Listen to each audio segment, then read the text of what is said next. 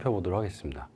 뭐 이름에서 알다시피 이제 시각적, 비주얼라이징하게 데이터를 이제 살펴보는 그런 내용들이 될 텐데요. 실제로 이 시각화는 빅데이터 분석뿐만 아니라 데이터 분석에 대한 결과물을 최종적으로 사용자나 혹은 어떤 의사결정을 내리는 그런 사람들한테 전달하는 아주 중요한 의사적 커뮤니케이션 수단이죠. 그렇기 때문에 이제 어떤 시각적인 도구를 쓸 것인지 이게 이제 상당히 중요합니다. 근데 우리는 이제 그런 활용적인 시각화 이전에 분석적인 측면에서 우리가 각각의 변수 혹은 두 변수 간의 관계 이런 것들을 좀 파악하는, 탐색하는 그런 시간을 갖도록 하죠. 그러니까 약간 분리되어 있다고 보면 돼요. 그러니까 분석자가 분석에 관련된 시각적 탐색을 하는 목적은 데이터에 대한 이해를 하는 거고요. 예. 반면에 이 결과물을 가지고 사용자 혹은 이제 다른 사람과 커뮤니케이션의 수단으로 뭐 발표를 한다든지 보고를 한다든지 할 때에는 이건 활용의 목적이 있겠죠.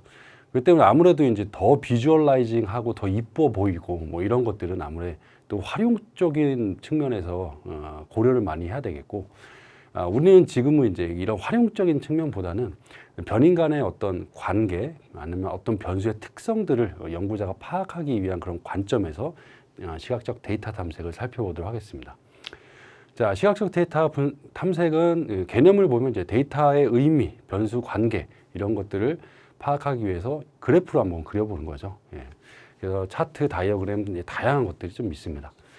자, 이제 저도 구글링을 하다가 좋은 좀 나름대로 어떤 정리가 되어 있는 이미지가 있어서 가져왔습니다. 자, 뭐 1D, 2D. 자, 이제 우리가 사람이라 사람의 한계는 3D 이상은 잘 안 돼요. 그러니까 시각적으로 아무리 이제 표현을 하려고 해도 뭐 4D, 4D면 거의 뭐 극장에서 뭐 눈으로 보고 귀로 듣고 뭐 여러 가지 그런 네 가지 감각을 뭐 한다고 하는데, 차원에서 보면 4차원까지 표현하는 거는 일단 어렵고, 그리고 그렇게 한다 해도 잘 이해가 안 돼요. 그래서 대부분의 우리는 자료를 가지고 단일 변수면 이제 1차원으로 표현을 하게 되겠고, 두 변수 간의 관계 혹은 뭐 이렇게 공간적 데이터 같은 경우에는 2D로 이제 표현을 많이 하죠.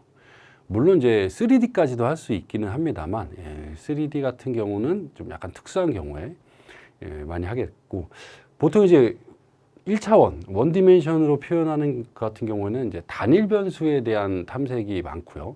2D 같은 경우, 2차원으로 표현한 경우에는 아무래도 두 변수 간의 관계에 있어서 2차원적인 그래프가 좀 더 적합할 거라고 생각이 됩니다. 자, 우리가 이제 수치형 자료면 대부분 이제 히스토그램을 그려보는 거. 한 문항, 한 변수에 대해서 히스토그램을 그려봐서 이게 이제 중심이 어디냐, 얼마나 퍼져 있냐, 너무 밖으로 나간 이상치는 있냐, 이런 것들을 이제 탐색을 해봐야죠. 그래서 중심에 안 몰려 있다, 좀 어디에 치우쳐져 있다. 자, 그럼 이제 자료를 변환해 볼까? 그리고 아웃라이어들이 좀 여기저기 존재해서 약간 이렇게 꼬리가 쭉 늘어나는 그런 분포 형태다. 어쨌든 아웃라이어가 존재한다. 얘를 제거할까? 혹은 약간 얘네보다 좀 작은 수로 다 일반화를 할까? 구간을 만들어 볼까? 이상치의 영향을 줄이기 위해서 그런 고민들을 하고 처리를 해야겠죠. 당연히 그렇게 처리하고 분석을 해보고, 모델이 괜찮네? 그럼 그냥 가는 거고, 이렇게 하니까 좀 이상하다 싶으면 또 다른 방법을 좀 고민을 해봐야겠죠.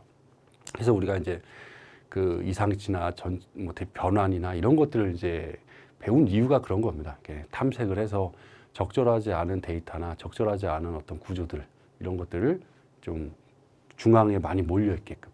그래서 다시 말씀드리지만 중앙에 몰려 있어야 그 데이터의 평균과 혹은 두 변수 간의 평균적 관계들이 의미가 있는 겁니다. 중앙에 몰려 있지 않은 평균은 평균이 아니에요. 잘못된 결과죠. 잘못된 결과, 잘못된 추정의 결과를 얻을 수가 있는 겁니다. 순위형, 오디널한 데이터 같은 경우에는 뭐 이렇게 막대 그래프를 그려볼 수도 있고, 그리고 만약에 이게 시기적인, 그러니까 시기열적인 자료다. 그러면 제일 좋은 게 이제 꺾은 선 그래프로 추세를 쭉 그려보는 게 이렇게 올라갔구나, 내렸구나. 주식 데이터 생각하시면 되겠죠. 주가 데이터. 자, 그리고 이제 우리가 위도, 경도나 위치 데이터를 알 수 있으면 우리가 이제 그래프로 좀 그려볼 수가 있겠죠. 그래서 그래프 상에서 뭐 어떤 블록이나 어떤 단위들을 좀 이제 파악하는, 나중에 이제 그 시공간 데이터에서 말씀드리겠지만 이 데이터에 대한 어떤 구간을 정하는 것도 되게 다양한 방식들이 있습니다. 자, 다음으로 이제 두 변수 간의 관계들을 이제 파악할 때, 뭐 빈드 스캐터 플롯이나 히트맵이나 템포럴 그 히트맵이나 뭐 지오그래픽 히트맵 이런 것들을 쓰는데, 이 히트맵이라는 게 이제 뭐랄까요, 열지도는 그렇고 번역을 하게, 그러니까 그 사람을 이제 적외선 이게 엑스레이 뭐 이렇게 안경으로 적외선 추적 장치로 보면 이제 뭐 온도가 있으면 이제 열이 나는 그런 그 형태를 보이기 때문에 히트맵이라고 이제 표현하는데, 결국은 이제 그 뭐 예를 들어서 이거 같은 경우는 시간이 흐름에 따라 여기 요일이네요. 이게 시간이네요. 그리고 이거는 요일이고, 요거는 그 구체적인 1시, 2시, 3시. 예. 그래서 이제 요일별로 여기가 뜨겁네, 뭔가 활동이 많이 일어나네, 이런 요일에. 만약에 이거를 그냥 원디로 이렇게 보면 이게 잘 안 나타날 수가 있겠죠. 물론 근데 이제 이렇게 보면 시간과 그 요일과 두 개의 축으로 표현하게 되면 좀 더 이제 어떤 특정한 요일, 특정한 시간에 뭔가 활동이 많이 나타난다라는 걸 좀 표현할 수가 있겠고, 뭐 여기도 마찬가지죠.